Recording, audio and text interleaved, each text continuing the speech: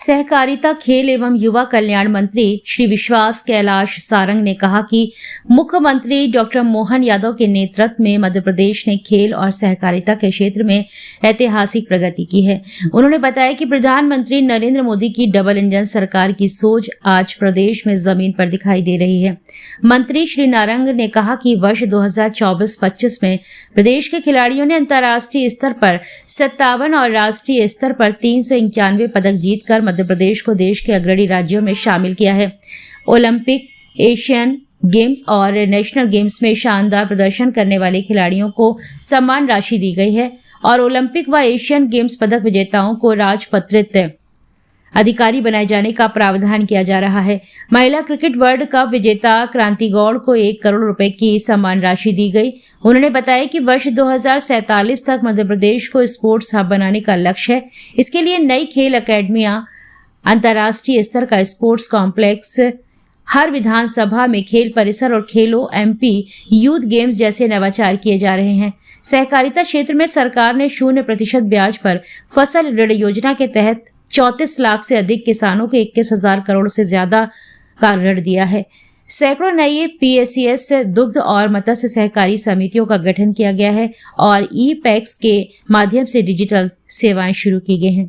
मंत्री श्री सारंग ने कहा कि खेल, युवा शक्ति और सहकारिता के माध्यम से मध्य प्रदेश आत्मनिर्भरता, रोजगार और समृद्धि की ओर तेजी से आगे बढ़ रहा है। सहकारिता से जुड़ा हुआ सवाल बाद में पूछता हूं। आप एक साथ सब पूछ लो, कैसे चलेगा गाड़ी। देखिए, कोचेस के मामले में हमारी स्पष्ट नीति है और उस नीति का सबसे पहला आयाम यह है कि हमारी किसी भी एकेडमी में कोचेस की कमी नहीं रहेगी। ये मैं सुनिश्चित करना चाहता हूं, परंतु जो व्यक्तिगत किसी व्यक्ति को कहीं और जाना है तो ये उसकी रुचि भी रहती है, पर कहीं कोचेस की कमी नहीं रहेगी। साफ सफाई अच्छी है और आपने और कुछ स्ट्रीट डॉग का वाला मैं अभी दिखवाता हूँ। एक खेल परिसर बनाएंगे, ये हमारी बड़ी घोषणा है और ये खेल परिसर मल्टी यूटिलिटी होगा, जहां एक और यहाँ पर खेल की गतिविधियां होगी, इंडोर और आउटडोर स्टेडियम, आउटडोर व्यवस्थाएं होंगी। तो उसके साथ साथ युवाओं की एक्टिविटी के लिए भी हम वहां पर एक युवा मिशन की भी शुरुआत करेंगे और उसके साथ ही हम मध्य प्रदेश के मुख्यमंत्री जी ने जिस प्रकार से एयर एम्बुलेंस की संपूर्ण प्रदेश में व्यवस्था की है और बहुत जगह हमें ये देखने को मिलता है कि हेलीकॉप्टर के उतरने या उसके उड़ने की व्यवस्था नहीं है, तो वहां पर स्टेडियम्स में हम हेलीपैड भी बनाएंगे।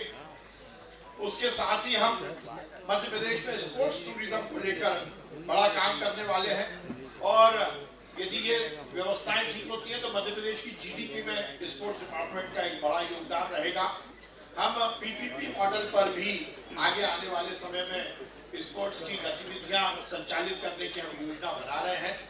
आप सबको ज्ञात है कि माननीय प्रधानमंत्री जी के आह्वान पर विचारपुर, जिसको माननीय प्रधानमंत्री जी ने मिनी ब्राजील का नाम दिया, उसके खिलाड़ियों को, उनकी बेटियों, वहां की बेटियों को जर्मनी में हमने नॉलेज गेन करने के लिए भेजा था। इस तरह से हम और जगह भी हमारी जो व्यवस्था है उसको आगे बढ़ाएंगे, हम जो कि मध्य प्रदेश के खेलों के विकास के लिए मील का पत्थर साबित होगा। हम एक नई योजना की शुरुआत कर रहे हैं, skill enhancement programme SEP।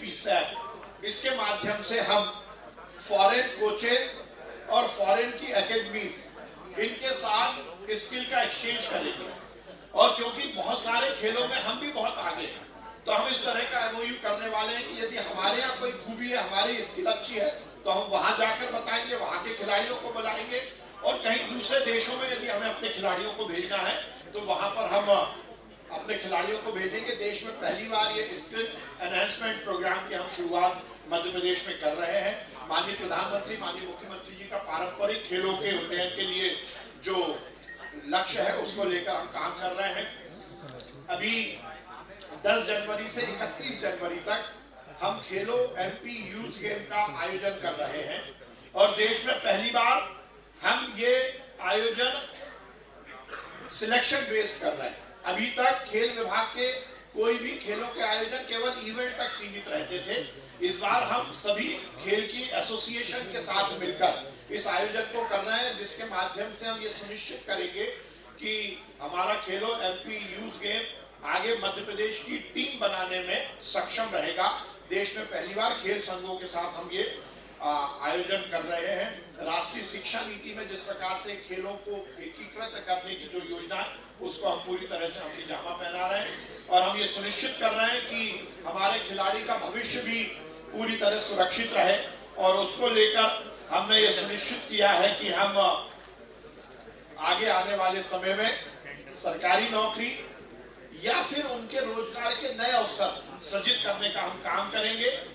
Sports से रिलेटेड जो भी अलाइड विषय है, चाहे वो स्पोर्ट्स मेडिसिन का मामला हो, स्पोर्ट्स फोटोग्राफी का मामला हो, स्पोर्ट्स से जुड़ी हुई एक खेल अकादमी किसी अच्छे खिलाड़ी द्वारा संचालित करने का मामला हो, उन सब में भी हम सरकारी मदद देने की योजना बना रहे हैं।